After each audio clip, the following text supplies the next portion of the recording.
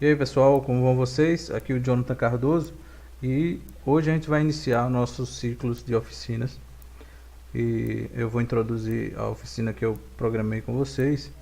A gente vai falar de introdução à programação baseado na linguagem Python. E esse curso foi baseado em um outro curso que eu tomei em 2014 na plataforma Coursera, que chama Programming for Everybody. E ele foi criado pelo Dr. Charles Severance da Universidade de Michigan. E esse cara criou esse curso e sob a licença Creative Commons. E ele permite, além de permitir, ele incentiva que outros professores ou quem se interesse por isso pegue o material que ele disponibilizou e remixe isso, né? Adapte para a sua linguagem, para a sua comunidade, para passar adiante esse conhecimento. Então é isso que a gente está fazendo aqui. Vai ser um curso baseado, as oficinas vão ser baseadas nesse curso. E ele tem uma característica que é um curso introdutório para quem nunca viu linguagem de programação. Então, se você já tem aí um background de programação, talvez você fique aí frustrado, porque a gente vai repetir coisas bem básicas, porque justamente é para introduzir mesmo o que é a programação para quem nunca viu programação. Então esse é o objetivo das oficinas, certo? Então vamos lá. E como vocês sabem, essa oficina é uma iniciativa da Competec, que é a Comunidade de Pesquisa e Tecnologia de Euclides da Cunha. É uma iniciativa voluntária dos discentes da turma de licenciatura em Ciência da Computação da UNEB, do campus de Euclides da Cunha. E é basicamente isso, vocês saberem o que é que a gente faz. Então é isso, pelo incentivo à pesquisa e à colaboração voluntária no compartilhamento e na aplicação do conhecimento acadêmico para o bem-estar social. Então essa oficina faz parte de uma das iniciativas da Competec. Vamos seguir. Então o que a gente vai ver hoje é isso, né? Porque programar, o que é um programador, o que é que ele faz e o que é o software. Então são definições bem básicas e é por aí que a gente vai iniciar. Então por que programar, não é? Vejam bem, vamos antes de falar sobre isso, vamos definir o que são os computadores, né? Os computadores são ferramentas flexíveis que permitem, em vantagem de outras ferramentas que a gente já conhece, a vantagem dele é que a gente consegue adaptar as suas funcionalidades ao que a gente necessita em determinado momento. Então isso é o que um computador geralmente, né? Então eles foram criados por uma única razão, que é fazer coisas para nós. Então eles estão lá esperando que a gente peça que eles façam alguma coisa, né? Basicamente isso, né? Ele está lá, aqui é um processador, a gente vai falar de hardware. Ele está lá esperando para você dizer o que é que você quer que ele faça, né? E agora? Eu faço, faz, e ele vai esperar o próximo comando, e ele vai fazer, você vai pedir, ele vai fazer, e ele vai esperar, você vai pedir, ele vai fazer, ele vai esperar. É esse ciclo, é isso que ele faz, né? Só que ele é uma máquina, o computador é uma máquina, ele não consegue entender o que você fala, nosso português. Para um computador é dificílimo ele entender nossa linguagem comum. Então, para isso, a gente precisa falar a língua deles, né, para dizer o que queremos que seja feito. Então, o que a gente vai aprender aqui é exatamente isso. Aprender o que a gente precisa dizer para o computador para que ele faça para a gente, né? Ele tem essa limitação, né? Não é bem uma limitação nossa de ser difícil de falar a linguagem dos computadores. Na verdade, é uma limitação dos computadores em entender nossa linguagem. E aí os usuários, em detrimento aos programadores, têm uma comunidade, né? Alguém já colocou muitos programas diferentes dentro do computador. Então o que o usuário faz é escolher uma dessas ferramentas, e aí no momento que ele escolhe e executa aquela ferramenta, ele está executando um código que já foi feito anteriormente. Então ele tem essa comunidade de já encontrar as coisas feitas, né? Os usuários escolhem quais dessas ferramentas ele deseja usar em determinado momento, né? Os programadores antecipam necessidades, né? Então, hoje a gente pode ver que se você imaginasse há uns 3 anos, há uns 4, 5 anos atrás, seria difícil imaginar uma carreira voltada a aplicativos de smartphone, né? Que hoje é uma realidade, né? Já são mercado hoje em dia, então as pessoas se dedicam o tempo integralmente para fazer esse tipo de coisa. E se dedicam é porque existe uma compensação, né? Existe financeira, inclusive. As pessoas vivem disso.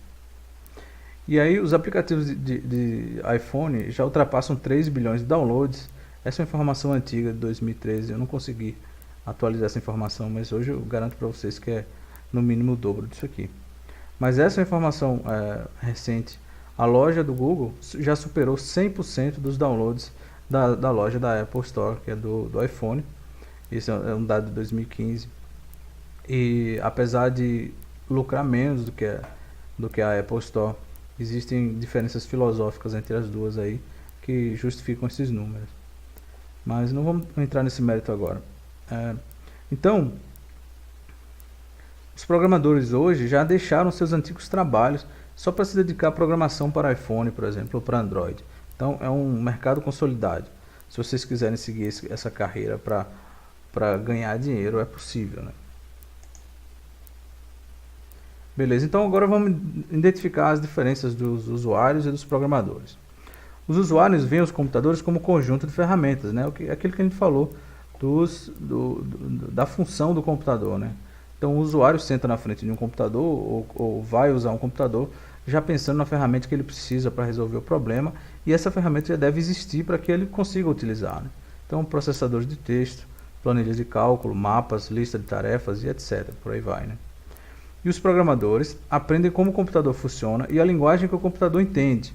Então, o programador, ele necessariamente, né, se você imaginar essa escala de tempo, essa linha de tempo dos usuários, se o usuário vai utilizar uma ferramenta que já existe, um programador já fez essa ferramenta para o usuário utilizar. Então, o programador ele vai entender como o computador funciona e como a linguagem de computação funciona, para que, de base no conhecimento que ele já possui, de base do conhecimento de como resolver determinado problema, ele vai codificar essa informação que ele possui no cérebro dele, ou que uma comunidade possua, para que isso se torne uma ferramenta, para que mais para frente um usuário possa se utilizar dessa informação anteriormente criada e resolver determinado problema. E aí os programadores têm ferramentas que ajudam eles a criar essas outras ferramentas, né? São, por exemplo, as linguagens de programação, as IDEs, que são ambientes de desenvolvimento. E os programadores algumas vezes escrevem ferramentas para outros usuários e outras vezes escrevem pequenos ajudantes, né? Esses helpers, para automatizar certas ferramentas. É uma das atividades que o programador também faz. Você pode criar uma ferramenta para um usuário comum, por exemplo, uma planilha de texto é voltada para um usuário comum que não entende de programação. Da mesma forma, você pode criar também ferramentas que são voltadas a programadores para ajudarem eles a criar outras ferramentas. E aí veja aqui o momento, né, em que um usuário se torna um programador, né? O usuário, vejam, do ponto de vista do desenvolvedor de software, nós criamos o software, né? Os usuários finais, stakeholders ou atores, são nossos mestres, né? A gente precisa ajudar os usuários a resolver um determinado problema, né, a quem desejamos agradar. Se a gente consegue isso, né, os usuários podem até pagar para a gente, né, se esse fosse o objetivo. E um dos problemas que nós programadores temos é exatamente como tratar os dados, as informações e as redes. São problemas que devemos resolver, né? O hardware e o software são nossos amigos e aliados nessa jornada. Então vejam, isso aqui é um paralelo do usuário com o programador, né? Então, o usuário não está preocupado como computador, hardware, software, dados, informação e redes funcionam. Para ele precisa resolver um problema. Ele pode inclusive pagar para alguém para resolver determinado problema, porque ele não tá preocupado, ele não sabe ou não quer saber como determinada coisa funciona, ele quer resolver determinado problema. E o programador, por outro lado, é o cara que se dispõe a dizer, não, certo, você precisa resolver esse problema, eu sei como, eu vou fazer isso para você. E aí existem as carreiras em que você pode, sendo programador, você pode vender essa solução e o usuário vai te pagar para usar a solução que você criou. Existem outros casos, a gente vai falar mais para frente dos programas de código aberto, né? Dos programas livres e que se ganha dinheiro de outras formas, mas é basicamente isso. Então, por que ser um programador, né? Quais são as vantagens disso? Bom, para conseguir cumprir alguma tarefa, às vezes nós somos usuários e programadores, né? Vamos dizer que você tem uma tarefa difícil, você tem um monte de dados, que você precisa extrair informação desses dados, né? Limpar dados de pesquisa, por exemplo. Se você é usuário e o programador ao mesmo tempo, porque você precisa tratar esses dados de pesquisa, então você precisa fazer isso. Você poderia fazer isso manualmente, né? Mas se você tiver a capacidade de escrever um software, um programa simples, pode ser o mais simples possível, que ele resolva isso automaticamente, né? Automatizamente, para você, chegue lá nos dados de pesquisa e vasculhe e encontre a informação que você quer e te entregue isso de bandeja. Então você está fazendo os dois papéis, você está escrevendo um programa para te ajudar pessoalmente a resolver um determinado problema, e ele vai e resolve. Então você cria o software e usa o software, então você está fazendo os dois papéis, né? Ou você pode criar algo para os outros usarem, né? Que é o serviço de programação. Aqui é um dos exemplos. Você pode resolver um problema de performance no software Sakai. Sakai é um software open source que cria comunidades de compartilhamento de informação, criado pelo Dr. Severance. Ou você pode adicionar um livro de visita a um site. Então você pode fazer o serviço de programação para outras pessoas, né? Vamos dizer que você cria essa ferramenta aqui para limpar dados de pesquisa e extrair uma informação. Então você pode usar isso pessoalmente, ou você pode compartilhar isso com outras pessoas, né? Ou vender. E o que é código, ou software, ou programas?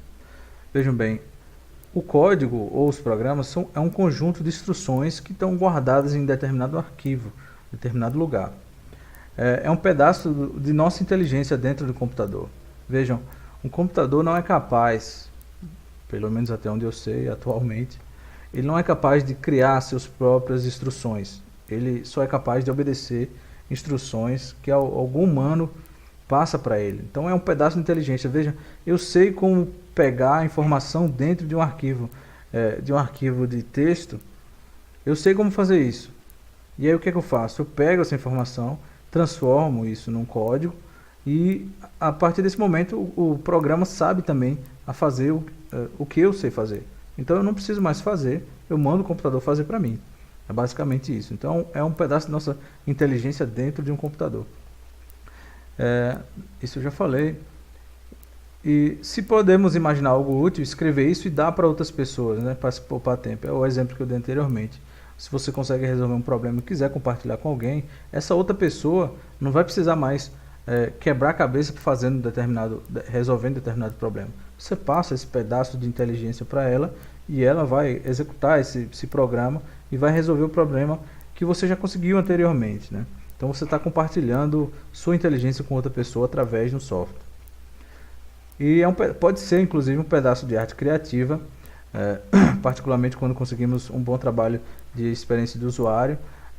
Nessa parte de arte criativa existem setores de tecnologias que tratam exclusivamente disso. Arte digital, jogos, cinema. Você pode usar programas em quase tudo hoje, né? Então você pode fazer arte com software. Mas vamos fazer um paralelo para a gente entender o que seriam os programas para seres humanos. Vejam, isso aqui é uma turminha dançando Macarena, né? E aí o que vem a ser Macarena, né? Como seria escrever um programa sobre como dançar Macarena? Seria basicamente assim. Enquanto a música estiver tocando, se estiver tocando sim, aí você faz o que? Mão esquerda para fora e para cima, mão direita para fora e para cima, gira a mão esquerda, gira a mão direita, mão esquerda no ombro direito, e aí vai, né? Cada passo bem descrito e bem objetivo. Isso é um programa, é o que a gente precisa escrever. Isso é você tentando escrever um programa para um humano usar. É esse paralelo que se faz quando você está escrevendo um software, né? É o que a gente já aprendeu, o que são os algoritmos. Os algoritmos são isso. São receitas bem detalhadas, com o início, a execução e o fim, que um computador consegue usar, consegue entender. E aí veja, se a gente observar aqui, a gente pode encontrar alguns erros. Quadril aqui sem o U, e quadril também sem o U. E se você humano lendo isso aqui, você consegue entender mão esquerda para o quadril direito. Beleza, tem um erro aqui, mas eu entendi, né? Tá se tratando do quadril mesmo, apesar de ter faltado um U. Mas veja, isso é claro para nós humanos. Nós estamos acostumados a corrigir esses erros e muitas vezes passam despercebido por nós, mas um computador é incapaz de entender que isso é um erro, que você estava tentando dizer que isso é um quadril e não tentou falar outra palavra. Ele não sabe, ele não consegue, não é capaz de deduzir que você cometeu um erro simples e que ele possa corrigir ali. Então vejam, quando a gente está escrevendo um programa, a gente precisa ser literal, a gente precisa dizer exatamente o que a gente quer fazer e escrever isso de uma forma que ele entenda. Então, para nós é um erro simples, mas para um programa que a gente chama de falha grave, né? O erro de execução. Isso não é o computador tentando te dizer, poxa, você não sabe escrever isso, poxa, você não sabe me dizer o que eu quero.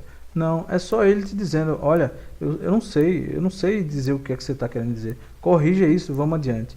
Então, a gente vai se deparar muitas vezes com esses erros de execução, de escrita, de sintaxe, e o que eu digo a vocês é que não se sintam ofendidos com o que o computador vai te dizer, você não sabe escrever isso está errado. Não, ele está tentando te dizer, olha, eu não consigo, eu não sei dizer o que é que você quer, então corrija isso para mim e vamos seguir adiante. É essa abordagem que a gente tem que ter, né? Os erros vão acontecer, claro, nenhum programador iniciante ou avançado é livre de cometer erros, mas é fácil de resolver, a gente vai entender como se faz para resolver isso. É só vocês terem em mente que o computador é incapaz de deduzir o que você está tentando dizer se estiver escrito da forma errada. Então a gente está aqui trocando, colocou um A, corrigindo o erro, né, para que o computador entenda. E aí, como são os programas para Python, né? Vejam quais são as vantagens disso. Se a gente lê essa frase, né? O palhaço correu atrás do carro e o carro correu para dentro da tenda e a tenda caiu em cima do palhaço e do carro. Veja, é uma frase meio complexa.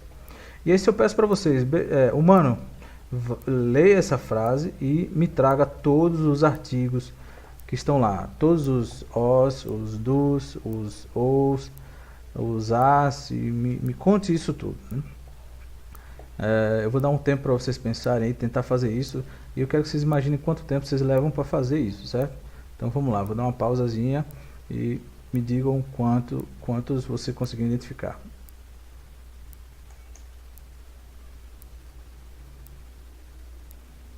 Beleza, é um pouco demorado, né? Porque isso é uma tarefa que exige concentração para você, humano. É um pouco difícil você fazer isso. Mas veja, para um computador, isso é extremamente fácil. Então, qual é a vantagem? Esse tipo de tarefa é muito mais fácil para um computador fazer do que para um humano fazer. Então, às vezes, é muito útil você entender programação para fazer esse tipo de trabalho. Imagine que isso aqui não seja só uma frase, isso seja um texto completo. Você quer contar quantas palavras dessas existem no texto. Veja, se forem 2.000 palavras, você vai levar meia hora ou 1 hora, não sei, depende do tamanho, né? E para um software muito simples isso ser feito, ele conseguirá fazer em menos de 1 segundo, talvez em 1, 2 segundos. Então veja, para esse tipo de tarefa, essa tarefa repetitiva e tarefa que exige concentração, os computadores são muito melhores do que os seres humanos. Essa é uma das vantagens de você saber programar. E veja, como seria, como a gente escreveria isso, como a gente resolveria o problema anterior. Isso aqui é um exemplo de código, né? Não precisam se ater à linguagem, à sintaxe da linguagem, eu só quero descrever para vocês como é simples fazer esse tipo de programa. Então, raw input, aqui a gente está lendo o nome do arquivo, o programa vai te pedir o nome do arquivo que você quer ler, e aí ele vai abrir esse arquivo, e vai pegar todo o texto que está lá dentro e vai separar ele em palavras, e aí vai começar a contar essas palavras, criar um dicionário.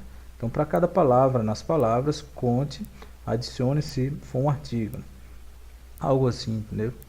E aí, Big Count, ele vai contar, vai acumular e vai fazer isso aqui um loop, né? A cada palavra ele vai voltando e vai contando e vai seguindo em frente e até chegar no final do texto, e aí vai fazer um relatório de quantas palavras foram contadas. E aí vai exibir na tela, print big word, print big count, ele vai exibir na tela para você. Então vejam como é que a gente faz. Certo, eu escrevi minha inteligência, meu pedaço de inteligência está escrito num algoritmo. E aí, como é que eu utilizo essa ferramenta? Na linguagem Python é basicamente isso. Se o programa se chama words.py, você vai escrever Python words.py e aí ele vai começar a execução. Enter file, vai perguntar qual arquivo que você quer ler. Aí eu vou passar para ele words.txt e ele vai rapidinho, vai chegar lá e vai ler as palavras que eu preciso e vai me dar um número. O artigo to, isso aqui se você estiver contando em inglês, né? O artigo to tem 16 ocorrências.